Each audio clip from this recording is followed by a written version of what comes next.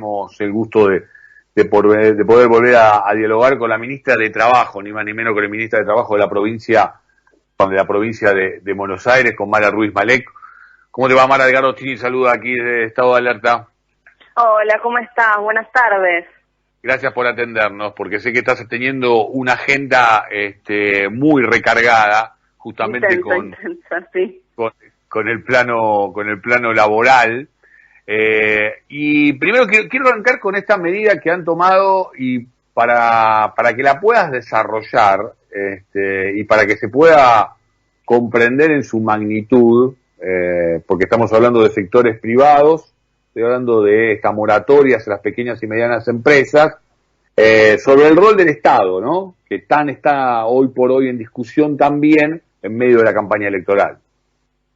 Mira, nosotros nos encontramos cuando llegamos aquí al ministerio en diciembre de 2019 con un ministerio que había perdido su función, su función de mediación, de defensa de los derechos laborales, pero también de intervención en el conflicto de trabajo, que tenía todo el área inspectiva muy desorganizada, y además cuando fuimos a ver lo que había pasado veíamos que, por ejemplo, había un montón de infracciones laborales tramitadas, muy focalizadas en micro y pequeñas empresas, y digamos con tramitación ahí pendiente, con pago pendiente.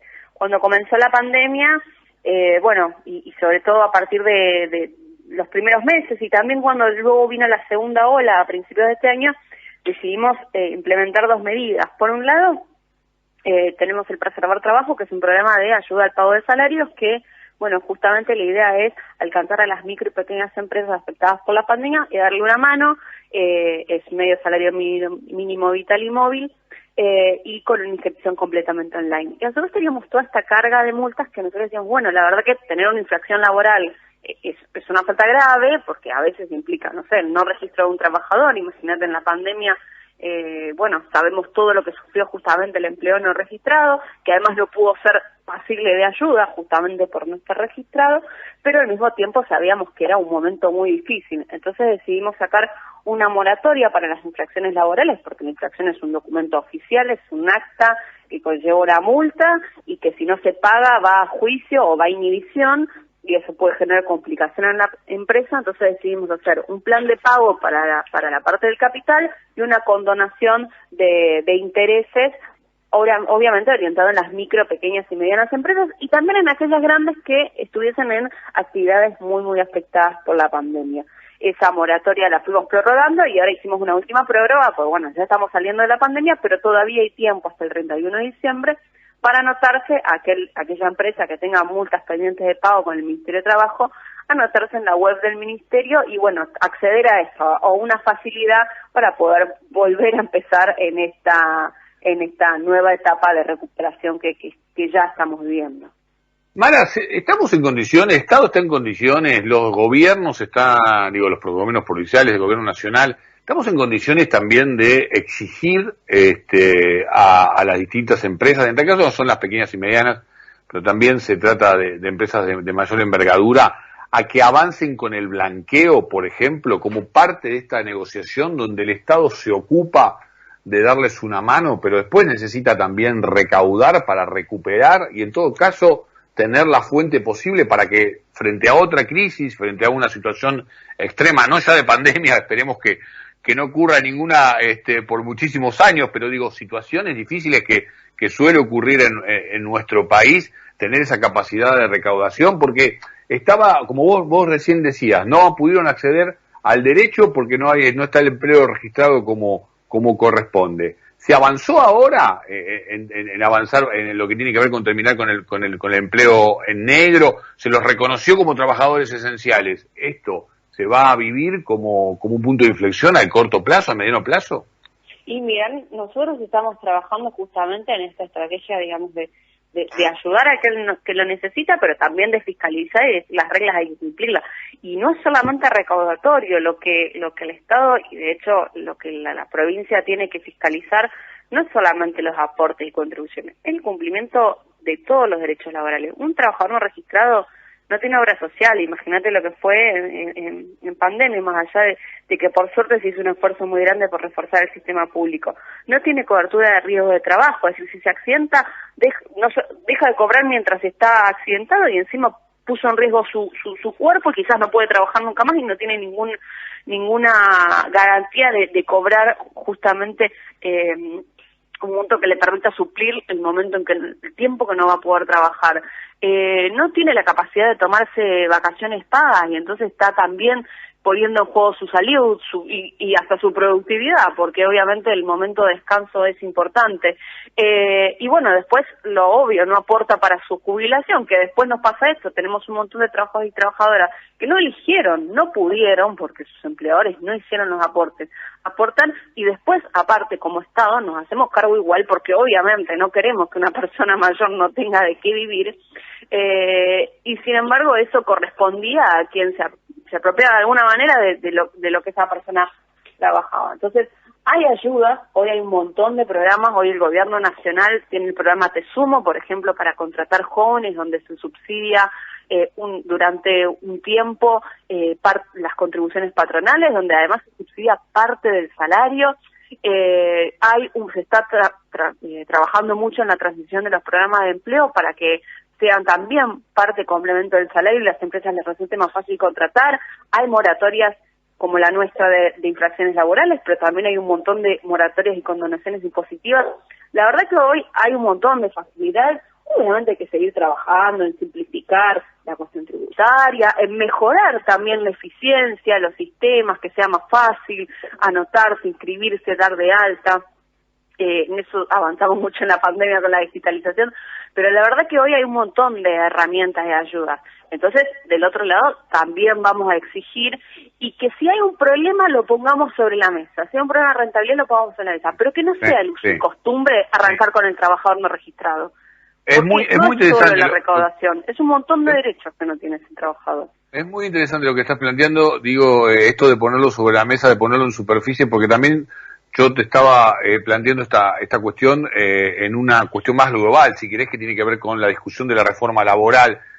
Yo, digamos, he hecho periodismo sindical mucho tiempo relacionado al tema del mundo laboral y a veces me convocan a algunos encuentros con algunas charlas y demás, y a veces se enojan algunos dirigentes cuando le digo que la reforma laboral en algún sentido vino para quedarse, y lo decía incluso antes de la pandemia. Lo que pasa es que hay que ver cómo se negocia esta cuestión, cómo se discute y qué se pone en la mesa frente a, por ejemplo, la modificación de algunos convenios colectivos de trabajo. Pero tampoco, y vos, todo el tiempo vos marcaste, como ministra de Trabajo también, hay que trabajar, ¿no? Digo, hay que trabajar justamente en ver cómo se genera una...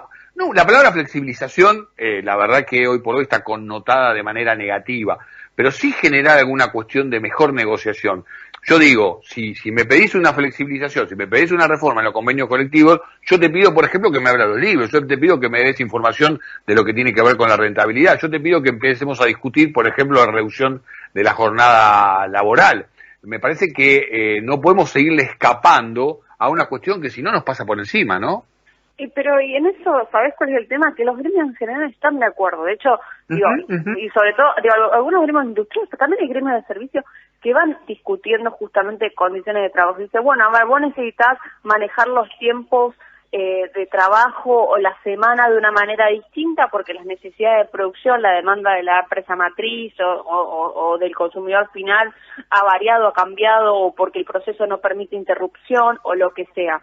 Digo, y en eso muchas veces los sindicatos vienen sentándose y haciendo acuerdos parciales, pero también con predisposición a conversar sobre los convenios colectivos de trabajo. Pero la traba es la que vos decís, es un momento bueno, pero veamos los libros, veamos dónde está el problema de rentabilidad, veamos cuál es la ganancia que es, porque también, digamos, en alguna forma lo que el empresario está haciendo es trasladando parte del riesgo empresarial al trabajador. Entonces, bueno, entonces también quiero compartir parte de las ganancias y ver cuántos son esas ganancias y ver también dentro de tus costos cuánto es lo que vos pagás a los trabajadores y cuánto es lo demás y ver si se puede mejorar en alguna otra cosa. Entonces, la verdad que es lo típico. Yo siempre que me hablan los empresarios me dicen, no, porque los juicios, porque esto, porque costo laboral, porque me digo, bueno, ¿cuánto es? Tráeme los números. Y ahí es donde se acaba la discusión. No, es que Sí, se acaba de discusión, se habla de que en realidad hoy por hoy los juicios laborales están en el orden de un 2% como mucho, digo. Entonces tenemos 35% de asalariados informales y todas esas personas que estuvieran haciendo juicios, ahí sí que no sé de dónde terminamos. Entonces, la verdad que, y de nuevo, y muchas veces los problemas que puedan esos juicios también tienen que ver con, qué sé yo, con a veces falta de capacidad de gestión en la empresa del personal, de tener bien justamente registrados correctamente los ingresos, los horarios, el control de ausentismo, de presencialidad, de productividad, digo, todas cosas que hacen a la gestión de una empresa, a las cuales tampoco le podemos exigir a la pyme que sepa todo, pero hoy hay herramientas del Estado para ayudar a gestionar mejor. Y si ese es el problema, bueno, ataquémoslo ahí. Pero la verdad que es eso, yo creo que los gremios hoy tienen mucha predisposición porque saben que si las empresas no se modernizan, no se tecnifican, no se capacitan ellos, no empiezan a tener capacidad para hacer distintas tareas, si no vamos a eso, digamos, nos vamos a quedar todos sin trabajo porque las empresas van a extinguirse en Argentina y vamos a quedarnos con 2 o 3 cosas. Digo, los sindicatos, hoy tuve una reunión con los sindicatos industriales, con la Confederación, lo tienen clarísimo. Pero el problema es que eso también, como vos decís, implica discutir, bueno, una distribución de lo que haya que solucionar acorde y también una distribución de las ganancias acorde. Y eso ahí es donde, bueno, a veces no avanza la discusión. Sí, te iba a traer justamente como última pregunta el encuentro con la Confederación de Sindicatos Industriales, también porque esta semana participé de un encuentro donde estuvo el ministro Moroni y él hablaba de la recuperación, incluso en márgenes prepandemia, de diferentes actividades, y justamente a partir del encuentro que tuviste con los sindicatos que nuclean a los trabajadores de la industria de nuestro país, en lo que hace puntualmente a la provincia de Buenos Aires, ¿esto se traslada, digo, empieza a haber una recuperación de la actividad y también de tomar más mano de obra? Sí, nosotros, bueno, en lo que es industrial ya estábamos por encima de los niveles de 2019, incluso en empleo total registrado asalariado, la provincia ha perdido menos que el promedio nacional y ya está en los niveles prepandemia, obviamente con heterogeneidades. Hay sectores que compensaron a otros porque hay algunos que todavía no se recuperaron, digo, porque bueno, fueron los últimos que pudieron por las características de la actividad regresar a una actividad más similar a la habitual que teníamos prepandemia. Pero en el total ya estamos en los niveles prepandemia y con algunos sectores por encima, y la industria es uno de ellos. Y acá se está viendo mucha inversión, mucha ampliación de plantas, digo, además en las distintas ramas. No sé, el otro día estuve en Astillero en Mar del Plata, que había contratado, bueno, había aumentado un poco menos de 100 personas su planta porque había conseguido nuevos contratos de buque pesquero. Nos pasa en la industria textil, nos pasa en confección, empezamos a tener demandas de formación, de no consigo tal tipo de especialidad, así que sí, se nota la recuperación, por supuesto, hay que trabajar sobre los cuellos de botella y hay que trabajar para que les llegue a todos. Mara, gracias por esta comunicación, como siempre fue un gusto charlar contigo. Bueno, un gusto para mí también, hasta luego. Mara Ruiz Malek, ministra de Trabajo de la provincia de Buenos Aires, pasó por aquí, por Estado de Alerta, por la radio cooperativa, por la 7.